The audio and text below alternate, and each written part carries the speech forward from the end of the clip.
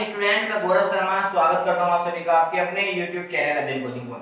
तो दोस्तों आज विलियन का पार्ट नंबर 4 है। पार्ट थर्ड में इसके करा चुका हूं। आज न्यूमेरिकल पोर्शन की हम बात करेंगे। ठीक है, आज जितने भी मैंने आपको क्वेश्चंस जितनी भी मैं थ्योरी कराई है उस सभी पे अब आज न्यूमेरिकल्स लेंगे, एक न्यूमेरिकल सभी पे। ठीक है, तो क्वेश्चन ये है 10 ग्राम सुक्रोज को 100 ग्राम जल में घोला गया है।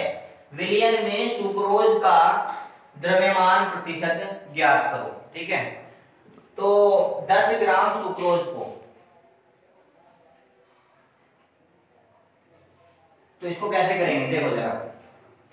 10 ग्राम सुक्रोज 100 ग्राम जल, तो विलय क्या होगा, मैंने बताया था आपको कम वाला विलय होता है। तो विलय की मात्रा आ गई आपकी कितनी, 10 ग्राम। 100 ग्राम जल में तो विलायक की मात्रा आ गई आपकी 100 ग्राम। ठीक है, अब विलियन निकालेंगे। विलियन को बनाने के लिए दोनों को ऐड करना पड़ेगा। 100 + 10 = 110 ग्राम का ये हमारा विलियन हो गया। हमसे पूछा है द्रव्यमान प्रतिशत। द्रव्यमान प्रतिशत का फॉर्मूला लगा देंगे। द्रव्यमान प्रतिशत बराबर क्या होता है, द्रव्यमान प्रतिशत क्या होता है, मैंने आपको बताया था पूरा फोकस विलय पे रखना है। तो विलय का द्रव्यमान प्रतिशत निकालना है, तो जिसका निकाल रहे हैं उसको ऊपर ले लेंगे और बटे टोटल विलयन। टोटल विलयन कितना है, 110, और प्रतिशत की बात कर रहे हैं तो गुना 100 कर देंगे। ठीक है, 0 से 0 कट गई, 100 बटे 11 बन के आया। ये 11 से जब आप इसको भाग देंगे तो 11 ने 99 9 बार कटेगा, 9 से 1/11 या 9.0। तो नेक्स्ट क्वेश्चन आपका आता है कि समुद्री जल के 1 लीटर में इतने ग्राम 5.8 × 10⁻³ ग्राम घुलित ऑक्सीजन पाई गई। यदि समुद्री जल का घनत्व 1.03 ग्राम प्रति सेंटीमीटर³ हो तो उसमें घुलित ऑक्सीजन का सांद्रण ppm में बताना है। ठीक है, पार्ट पर मिलियन। तो हमें ऑक्सीजन की तो मात्रा दे दी इतनी, और कितने में बताइए, 1 लीटर में।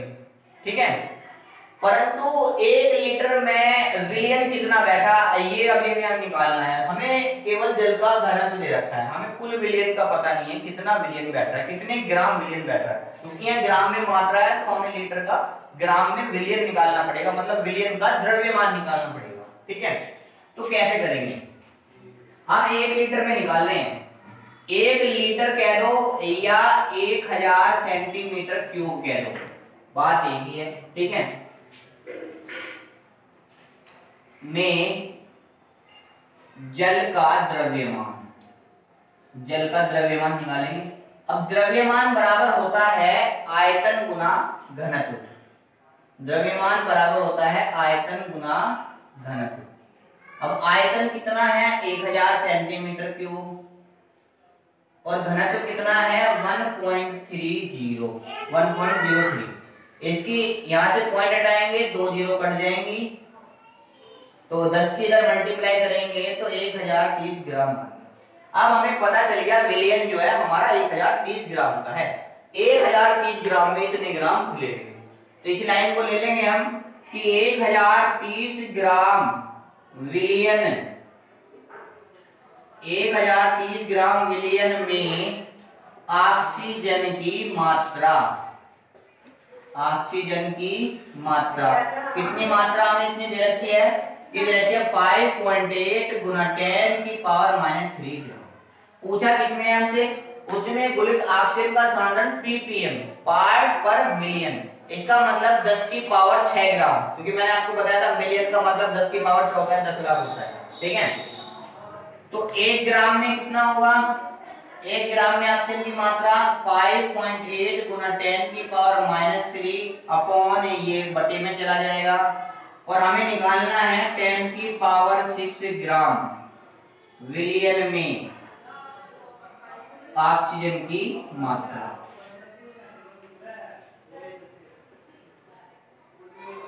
ये भी मैंने ये ऑक्सीजन की मात्रा लिखा है डायरेक्ट, समझ जाना। 5.8 × 10⁻³ और इसकी मल्टीप्लाई हो जाएगी 10⁶ अपॉन 1030। इसको सोल्व करते हैं। 5.8 गुना 10 की पावर प्लस के 6 है माइनस के 3 है तो प्लस के 3 बच जाएगी अपॉन 1030। अब इसकी इधर मल्टीप्लाई करेंगे तो ये हो जाएगा 5800 बटे 1030, जीरो से जीरो कट जाएगी। 580 बटे 103, 103 से 580 को आप डिवाइड करोगे तो 100 पंजे 500 तो सीधा ही चल रहा है और 515 हो जाएगा। 10 में से 5 गए 5, यहाँ कितने बचे, यहाँ 7 बचेंगे, 7 में से 1 गया 6, ठीक है। पॉइंट लगाया 100 छिक्का 600 तो 618 हो जाएगा। 10 में से 8 गए 2, यहाँ 4 में से 1 गया 3 और 100 दिया 300, ठीक है। तो लगभग इतना चल जाएगा तो इसका आंसर आ जाएगा 5.63 ग्राम। नेक्स्ट क्वेश्चन आपका आ जाता है 100 centimetre cube deci molar H2SO4 विलयन में H2SO4 की मात्रा ज्ञात करो, ठीक है। तो यहाँ डेसी मोलर लिखा है। सबसे पहले हम इन चीजों को पढ़ेंगे कि डेसी मोलर है क्या। इसके लिए मैं आपको एक चार्ट बनवा देता हूँ, आप उस पर जरा ध्यान दें कि ये चाहे नॉर्मल हो, नॉर्मलता हो या मोलरता हो, दोनों के लिए ये रहेगा। और ये प्रयुक्त पद कि क्या क्या पद जो है वो प्रयुक्त होते हैं। देखो अगर n है या m है तो इसे हम खाली नॉर्मल या मोलर कहेंगे, ठीक है। यदि n कोई सा भी एक हो सकता है, देखो ये मैं दोनों के लिए कर रहा हूं, आपको ही समझना है कि कोई सी एक चीज होगी ये, ठीक है।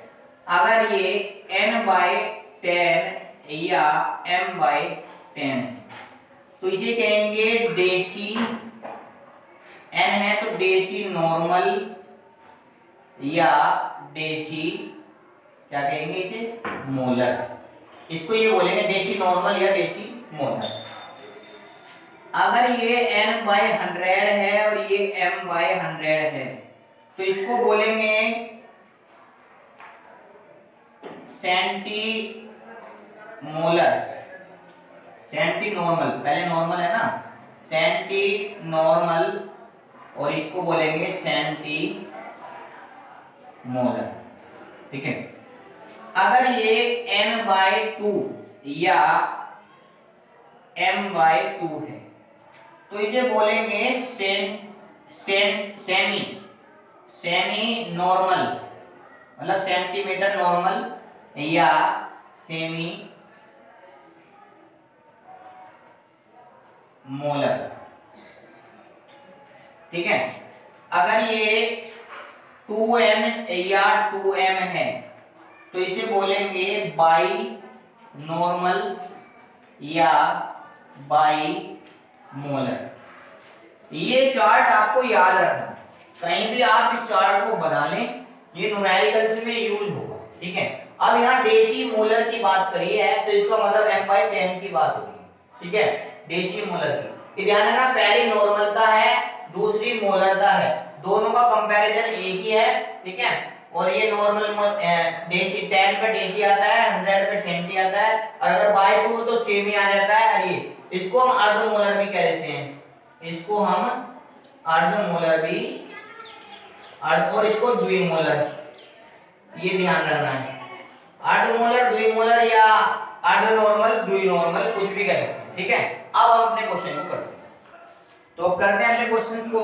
इसमें दे रखा है 100 सेंटीमीटर क्यूब, मतलब v की वैल्यू दे रखी है 100 सेंटीमीटर क्यूब, डेसी मोलर मतलब कैपिटल M, मोलरता की वैल्यू दे रखी है 1/10 क्योंकि डेसी है, और H2SO4 विलयन में इसकी मात्रा पूछ रहा है, तो मतलब m डैश की वैल्यू निकालनी है, मतलब H2SO4 का अनुपात कैसे निकालेंगे।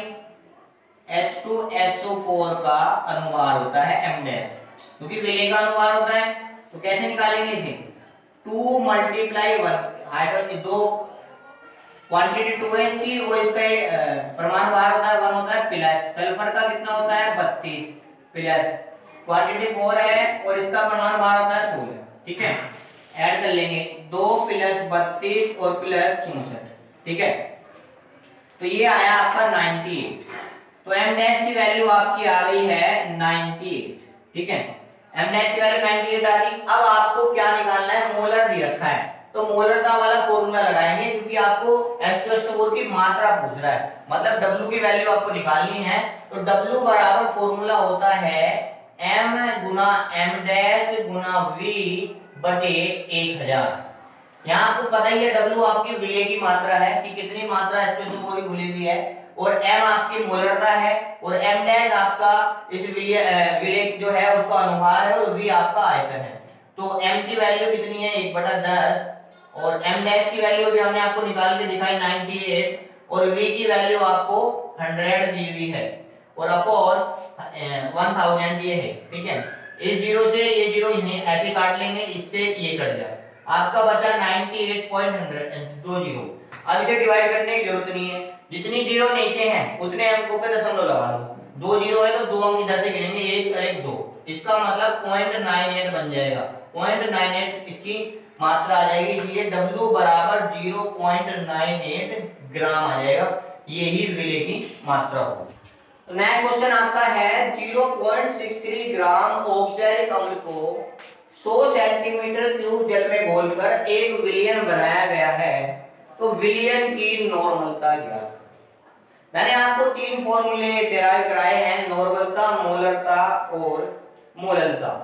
उन 3 फॉर्मूलों के अलावा कोई फॉर्मूला लगाना ही नहीं है, कहीं कैसा सॉल्यूशन हो रहा है कहीं ध्यान ही नहीं देना। नॉर्मलता के लिए मैंने फॉर्मूला ड्राइव कराया है आपके लिए कि W बराबर ENV बटे 1000, यही फॉर्मूला इसमें लगने वाला है, इनके अलावा कोई फॉर्मूले लगेंगे भी नहीं। ठीक है, ध्यान रखना।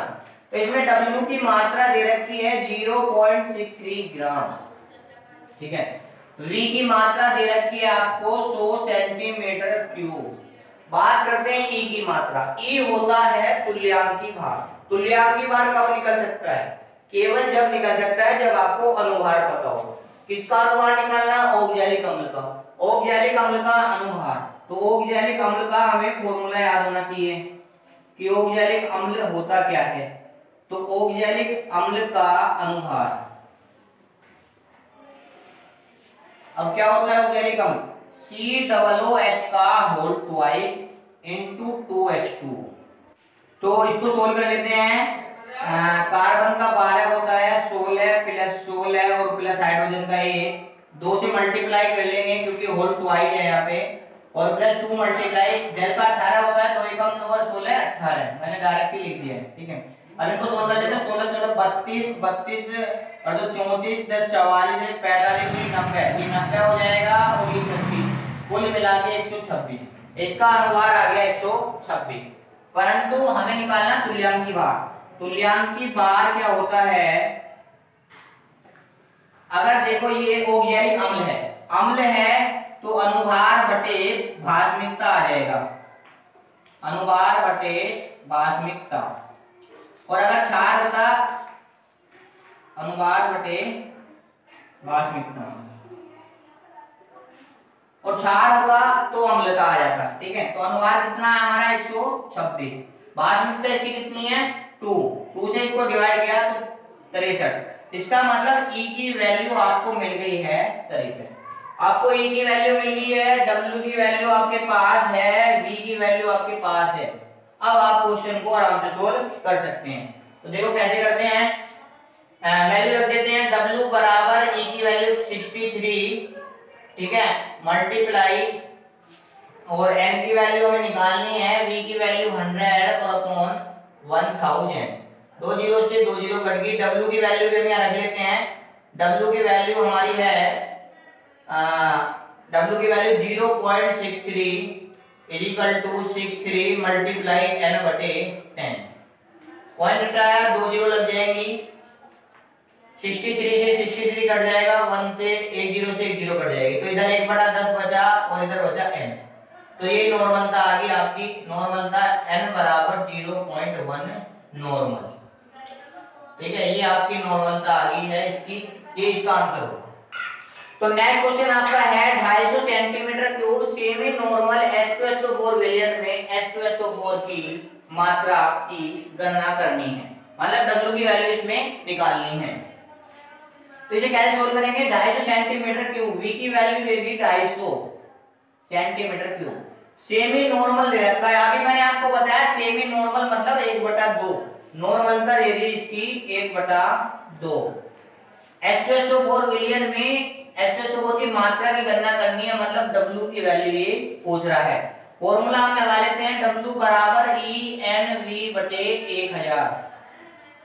W की वैल्यू निकालनी है, हमें E की वैल्यू और चाहिए। E मतलब होता है तुल्यांक की बार। तुल्यांक की बार कब निकलता है, जब हमें अनुभार का पता हो। अनुभार किसका होगा, H2SO4 का। तो H2SO4 का अनुभार निकालेंगे, H2SO4 का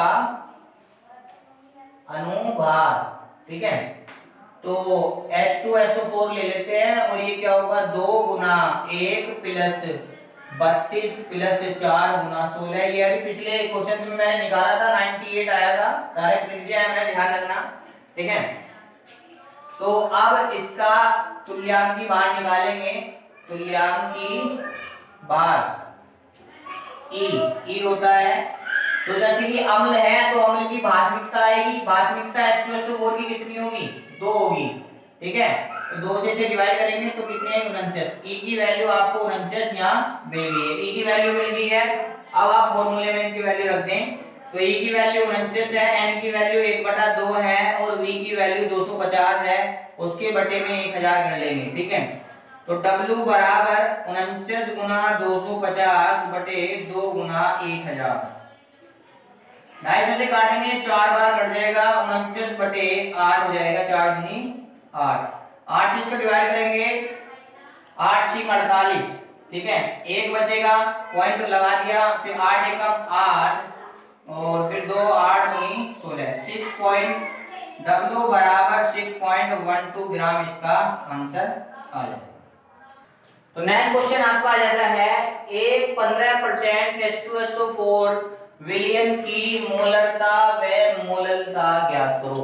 एक ही क्वेश्चन में इस बार आपसे 2 चीज पूछ ली, ठीक है। बहुत ही इंपॉर्टेंट क्वेश्चन है, अभी तक जितने भी क्वेश्चन मैंने कराए हैं ये सबसे इंपॉर्टेंट क्वेश्चन है। बहुत छोटा क्वेश्चन है, बड़ी बात पूछ ली है, ठीक है। तो ध्यान से इसको समझेंगे। 2 पार्टों में मैंने डिवाइड किया, एक में पहले हम मोललता निकालेंगे, फिर हम मोलरता निकालेंगे। पहले हम निकालते हैं मोललता, ठीक है। ये कह रहा है 15% H2SO4। जब मैं आपको थ्योरी पढ़ा रहा था तो मैंने आपको बताया था कि 15% H2SO4 विलयन का क्या मतलब है।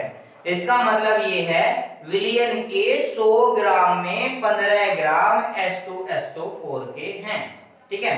तो इसका मतलब क्या हुआ कि W बराबर मतलब विलय की मात्रा होगी 15 ग्राम, ठीक है। और पूरा विलयन जो हो गया है वो हो गया है 100 ग्राम। ध्यान रखना, ये पूरा विलयन 100 ग्राम है, विलयन में 15 ग्राम है विलय के, ये विलायक नहीं है 100, ध्यान रखना ये। अब विलायक का द्रव्यमान हम निकालेंगे, तो विलायक जो आएगा इस टोटल विलयन में से विलय घटा देंगे जवाब, ये आपका इतना विलायक आ गया। विलायक आ गया आपका 85 ग्राम। इसे आप W डैश से डिनोट कराया था मैंने ये उसमें थ्योरी में, ठीक है। अब आपको यहाँ सीधा फॉर्मूला लगा देना है, आंसर मिल जाएगा। क्या फॉर्मूला है कि W बराबर M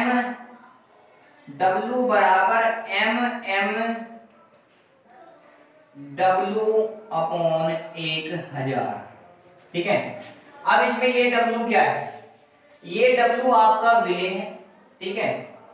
ये M क्या है, ये आपकी मोललता है, छोटा m।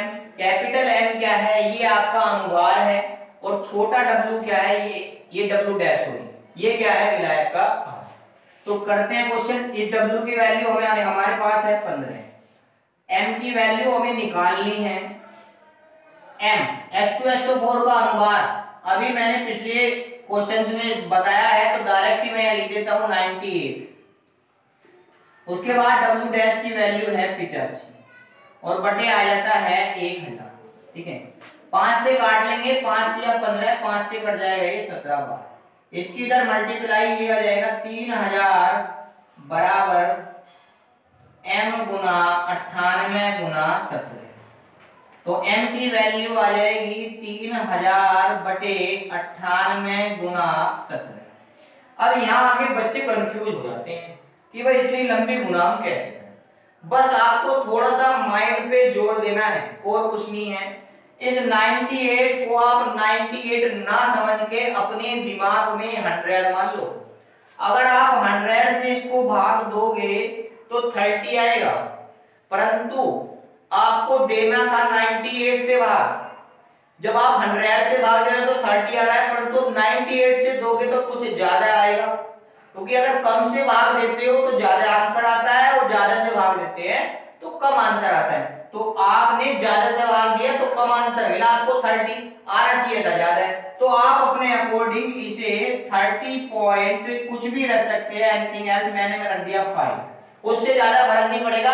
एक दो बार आप कैलकुलेशन करेंगे तो आपका सही आंसर हो जाएगा। ठीक है, अब आप इसको 17 से भाग होते तो 17 से आगे से भाग देंगे, 17 एकम 17, ठीक है पॉइंट, और इसमें 13 बचेगा, 145 उतार लिया, 17 सत्ते 119, 17 अट्ठे 136 ज्यादा हो जाएगा तो 17 सत्ते 119, ठीक है।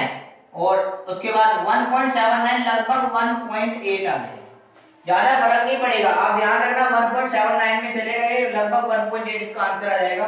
ये आपकी मोलरता हुई, ठीक है, ये आपकी मोलरता हुई। और अब हम निकालेंगे मोलरता। इसमें थोड़ा सा आपको ध्यान देना पड़ेगा। भाई मोलरता में हमें दिक्कत नहीं आई क्योंकि ग्राम भी दे रखा है, परंतु जो मोलरता होती है वो आयतन पे डिपेंड करती है, ग्राम का तो उसमें मतलब ही नहीं है। मान लेते हैं W की वैल्यू तो यहाँ मोलरता के लिए ये 15 ग्राम है, ये तो विलेय की मात्रा होगी, बिल्कुल सही जवाब है। ठीक है, उसके बाद हमें जो चाहिए यहाँ V की वैल्यू चाहिए, क्योंकि यहाँ फॉर्मूले में होता है V, m(m')V। तो कहने का मतलब ये है कि V की वैल्यू कैसे निकालेंगे।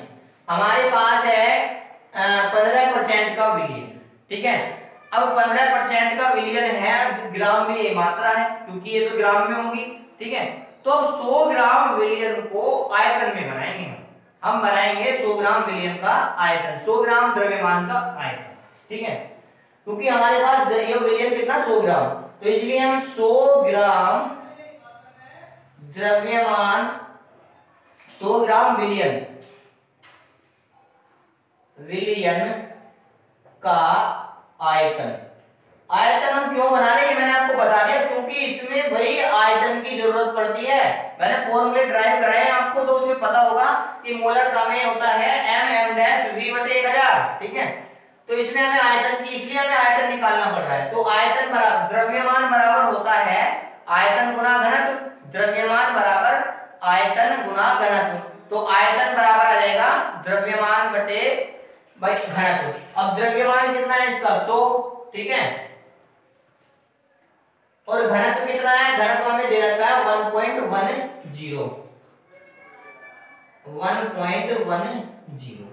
ठीक है, ये हमारा घनत्व है। अब इसको पॉइंट हटाया, जीरो लगा दी, दो जीरो लग गई ऊपर, एक जीरो से एक जीरो कट गई, तो ये आ गया आपका 1000/11। ये आपका आयतन आ गया 100 ग्राम में इतना आयतन, इतने सेंटीमीटर क्यूब बोले हैं आपके, ठीक है। 100 ग्राम आयतन में इतने सेंटीमीटर, 100 ग्राम जल में इतने सेंटीमीटर क्यूब आ गई। बस फॉर्मूला लगा देते हैं हम, क्या होता है W बराबर m और m'। यहाँ इसको m' मानना पड़ा हमें अनुभार को, क्योंकि m होती है कैपिटल M मोलरता, क्या होती है मोलरता, और गुना V/1000। तो W की वैल्यू कितनी थी 15 ग्राम, m की वैल्यू जो हमारी मोलरता होती है ये हमें निकालनी है, m' की वैल्यू यही होती है 98, ठीक है, अनुहारी, और v की वैल्यू आई हमारी 1000/11 और मल्टीप्लाई 1000 भी है, 1000 से आपका 1000 कट गया। अब इसकी मल्टीप्लाई इधर कर लेंगे तो ये m बराबर हो जाएगा 15 गुना 11/98, ठीक है। तो m बराबर 15 की 11 में गुना करेंगे, 15 दाम 150 और 15 एकम 15, 165/98। 98 से 165 को भाग देंगे आप, तो 98 एकम 98 में यहाँ भाग देके दिखा देता हूँ आपको। 98 एकम 98, 15 में से 8 गए 7, यहाँ 5 बचे, 5 में से 9 नहीं जा सकते, तो 15 में से 9 गए 6, 67, तो 100 छिक्का होते हैं 600, तो ये छिक्के में चल जाएगी, और 600 2 छिक्का 12 कम हो जाएंगे, तो ये हो जाएंगे 588। ठीक है, पॉइंट लगाया तो ये आएगा आपका 1.6। ठीक है, तो आपकी जो मोलरता आ गई है वो आ गई है 1.6 मोलर, आप इसे कह सकते हैं। ठीक है, और इसे आप 0.8 मोलर। तो ये आपका बहुत ही इंपॉर्टेंट क्वेश्चन था। तो नेक्स्ट पार्ट में कुछ न्यूमेरिकल्स और होंगे, अभी आज का पार्ट यहीं खत्म होता है। ठीक है, अगर आपको ये हमारी वीडियो अच्छी लगी है तो प्लीज चैनल सब्सक्राइब करें, लाइक करें और शेयर करें, और धन्यवाद।